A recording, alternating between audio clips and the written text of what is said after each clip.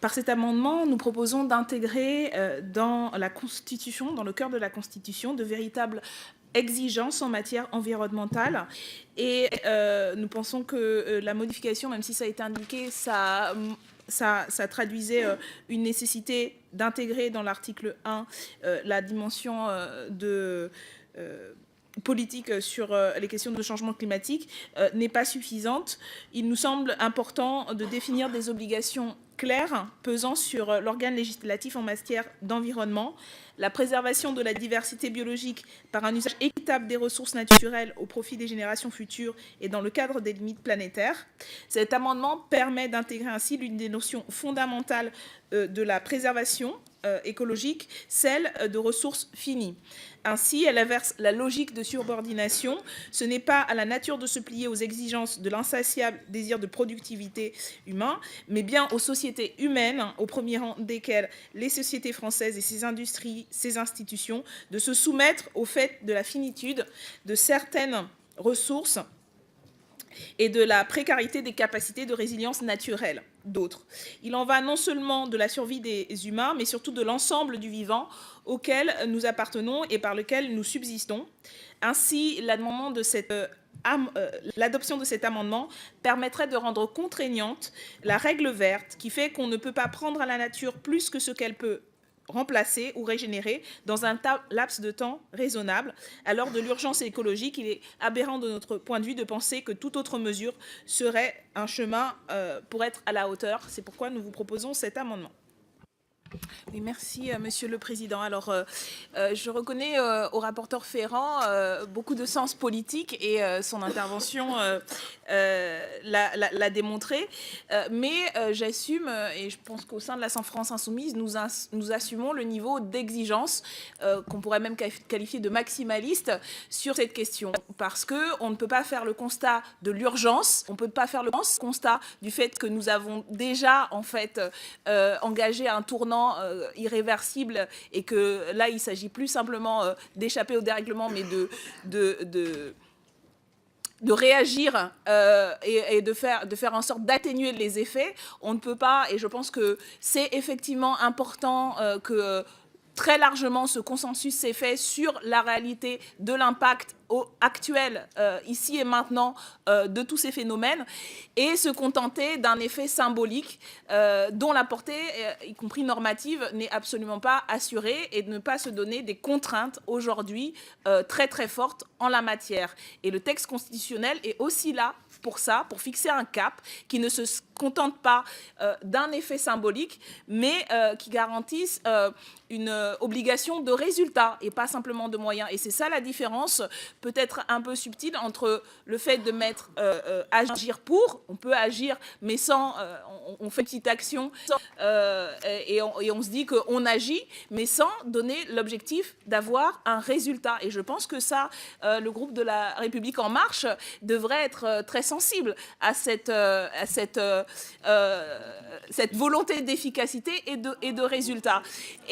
Mais là, le terme d'efficacité et l'objectif du résultat est adossé à une stratégie politique et à un objectif politique qui, je pense, rassemble très largement dans nos rangs. Et y compris le consensus qui s'est fait autour du terme assure, du verbe assure, et un consensus intergroupe au sein soutenu par la Commission de développement durable. Madame Et donc, je ne comprends pas un peu cette pusillanimité, cette volonté de se contenter du symbolique, alors qu'on a aujourd'hui des exigences pour nous-mêmes et pour le reste de l'écosystème.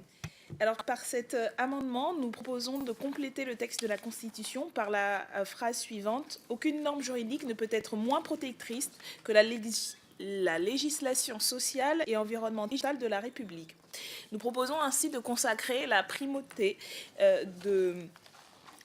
juridique des normes sociales et environnementales, garantes du bien commun, comme primant sur toute autre norme, notamment un traité international, sauf si cette norme est plus protectrice.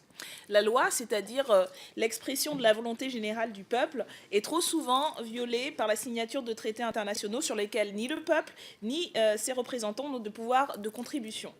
Or, ces traités ont un impact direct sur notre norme juridique interne et s'insérer et s'insérant dans le cadre de la Constitution actuelle comme étant supérieure normativement aux lois de la République. Je fais référence ici, par exemple, au traité sur le CETA.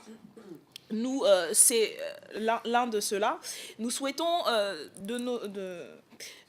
en ce qui concerne la France insoumise, garantir qu'en matière environnementale et sociale, les normes insérées dans l'ordre interne par les traités ne puissent pas être moins protectrices que celles contenues dans la loi.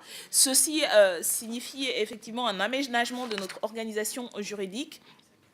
Mais il nous semble que le constat que nous faisions et qui était partagé sur l'urgence climatique impose de changer un peu notre tradition et de faire en sorte que la règle suprême soit celle qui prévaut et qui protège avant tout l'environnement et les conditions sociales sur, y compris, des enjeux économiques de grande ampleur. C'est le sens de cet amendement et je ne doute pas que vous l'adopterez en cohérence avec la volonté affirmée et réaffirmée par tous et toutes de répondre aux enjeux de la transformation climatique. Merci, chers collègues. Madame la rapporteure. Les longues discussions que nous avons eues précédemment nous ont permis d'adopter sur le plan environnemental un amendement qui a consacré l'exigence d'un haut niveau de protection au sein de l'article 1 de la Constitution. Et je ne crois pas qu'il soit nécessaire d'aller au-delà et surtout pas de hiérarchiser les droits et libertés au sein de la Constitution alors qu'ils doivent au contraire, et il nous revient de le faire, se concilier et non pas être hiérarchisés. Donc j'émets un avis défavorable à votre amendement. Je vous en prie. Oui, non, je réinsiste d'abord parce qu'il ne s'agit pas des droits et libertés. Nous ne hiérarchisons pas ces droits et libertés fondamentales, mais nous parlons des législations en matière notamment économique et le fait que nous considérons les normes, qui ne sont pas les droits et libertés fondamentales, mais les normes environnementales et sociales devant primer sur un intérêt. Donc ça nécessite effectivement de changer peut-être un peu de culture constitutionnelle parce que, encore une fois, et je le répète, on ne peut pas juste se payer de mots et répéter à quel point on est engagé sur le fait de make our planet great again, mais simplement en rester au minimum qui n'est même pas encore, qui n'est de toute évidence, et tout le monde le constate, pas suffisant pour répondre aux enjeux. Et effectivement, les petits pas, les premiers petits pas qui ont été engagés doivent être suivis d'exigences et de contraintes clairement affirmé. Sinon, on refait ce qu'on a déjà fait et ce que beaucoup font en ce moment. Ce sont de grandes déclarations, mais quand il s'agit de passer aux actes et de trancher sur ce qui doit primer, on choisit toujours des intérêts de terme, des intérêts économiques sur l'intérêt écologique. Et ça nous semble extrêmement problématique et dangereux pour l'avenir de la planète. Donc c'est pour ça que nous maintenons cet amendement et nous reviendrons en séance en espérant convaincre au moins la majorité. Merci Madame Obono. Je mets cet amendement aux voix qui a fait l'objet d'un avis défavorable de Madame la rapporteure qui est pour. Contre, il n'est pas adopté.